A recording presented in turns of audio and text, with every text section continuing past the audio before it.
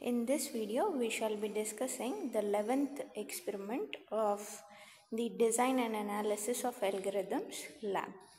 So the 11th experiment says that you are given with n distinct positive integer numbers and we desire to find all combinations of these numbers whose sum is equal to d. So d gives us a value which seems to be like a sum of positive numbers in the given set S. We assume that the elements in the set S are inserted in increasing order for simplicity of the algorithm. So the name of the class is subset.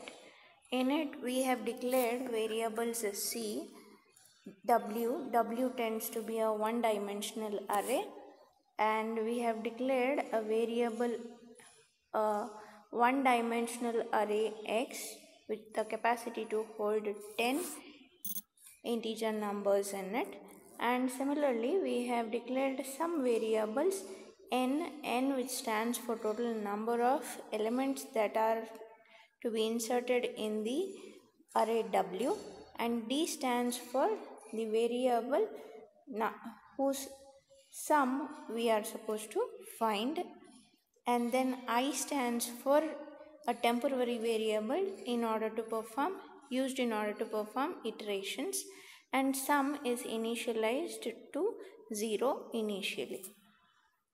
So in the main function we are declaring a variable called as an object called as in, which is of the type scanner, to read the input from the user. So in the next line we are asking the user to enter the number of elements. So using the scanner object in dot next int, we are going to read a number into the variable n. Similarly, the next line we are asking the user to enter the elements in increasing order. So the elements that the user is going to enter must be now written into the single dimensional array W. So using a for loop to read the elements of single dimensional array, we write W of I is equal to in dot next int. We make a call to next int method because we are reading integers into the array W. So this for loop will run for I is equal to 0 till n minus 1 number of iterations. So then the next line is system.out.println, wherein you are going to ask the user to enter the value of the variable d. Again, using the scanner object and the method nextInt, we are going to read the value of variable d. And then let us find out the sum of all the numbers that are included into the array W. So we do it again by iterating, making use of for loop, where I starts from 0 and goes on till the last element in the single dimensional array W. Therefore I should be less than n. So I mean to say that we stop at n minus 1, and then sum was initially assigned a value 0. So each time sum plus Wi is going to add up the elements of the array W one after the other to the variable sum. So then the next line we simply print the content of the variable sum, followed by we check two conditions. If the sum that we have computed is less than d, or if the very first element in the given array is greater than d, then it means that the subset cannot be found. In that case, if this condition is true, we simply display subset not possible and exit from the program. Otherwise, we make a call to function subset passing the initial parameters as 0, 0 and sum. So the first parameter 0 would be copied into a variable WSF in the function subset, and the next 0 would be copied into variable k in the function subset, and sum shall now be copied into variable trw. So you can see the definition of the function subset, which is at line number 43. So first variable WSF, that is the weight of the sum factors, is assigned 0, k is also assigned 0, and the sum's value is assigned to trw, right? So then we are now making use of two single dimensional arrays in this function subset. The first array is x. X is nothing but it's our solution vector. So if some number from the set S is to be included in the subset, then we make x of a particular index equal to 1. That is, if I mean to say that x of 0 is now to be included into the subset, then I make x of 0 is equal to 1. And if I don't want the element at the location w of 0 to be the part of the subset, then I set x of 0 to equal to 0, right? So then the next if condition checks to see if WF is the weight of some factor plus the W of k. K is initially 0, it means that the first element in the input vector W, sum of both, if it is equal to D, then what we do is, if it is equal to D, it means that we have found out a solution.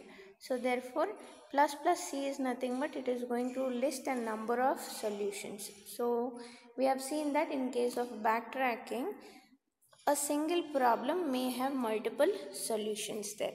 In that case, C shall be incremented if multiple solutions do exist.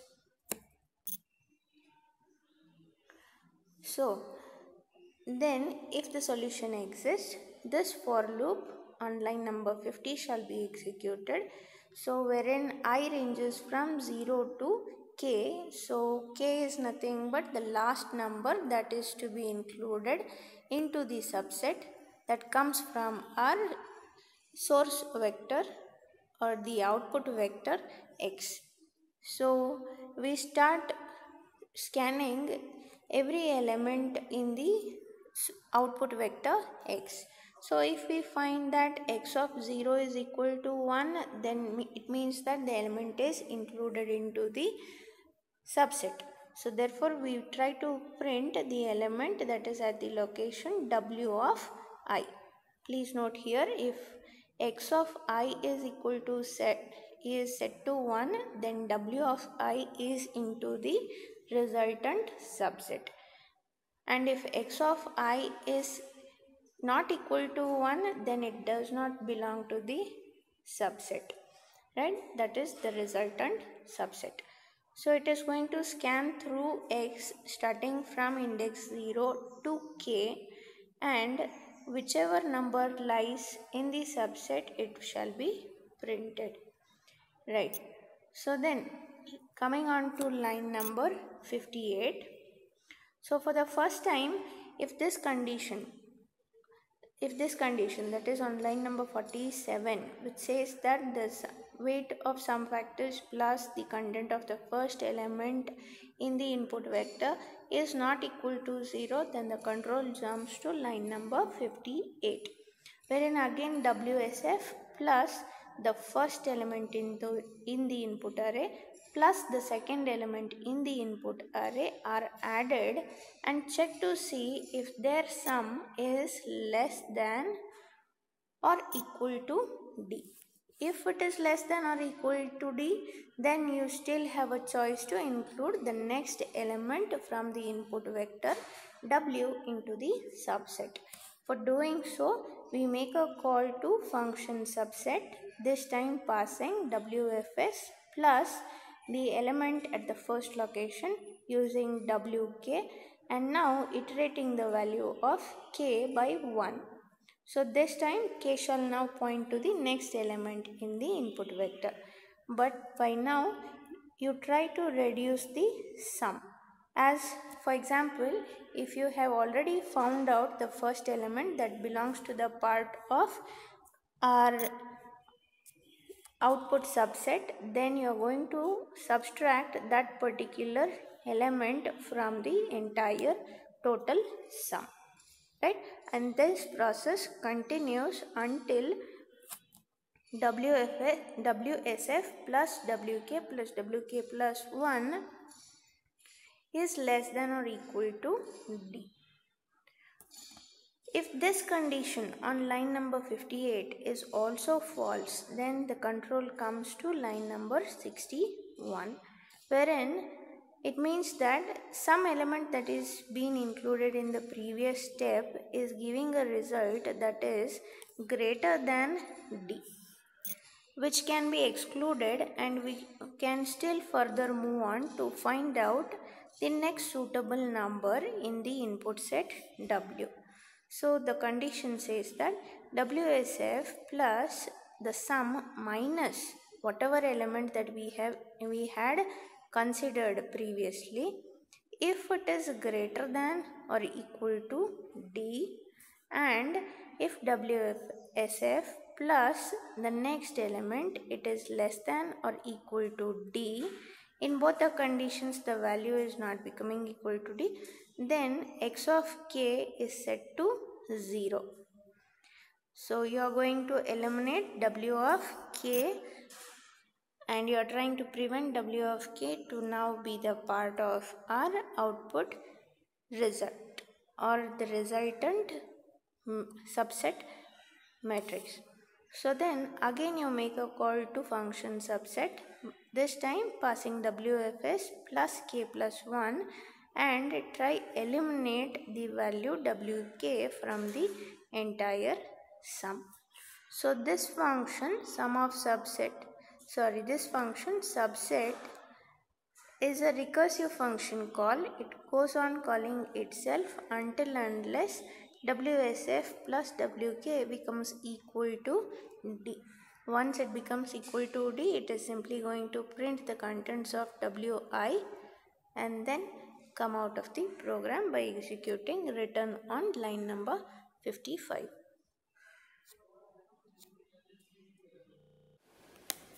So now let us run this program.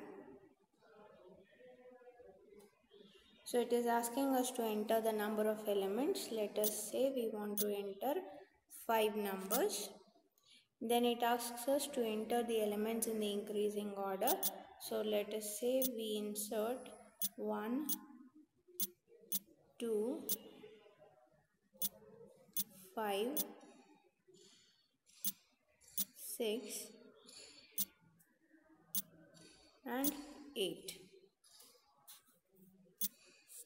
And let us say we want to find a subset whose sum should be equal to 9.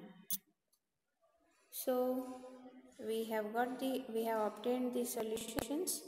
So first subset consists of numbers 1, 2 and 6, and the second subset consists of elements 1 and 8.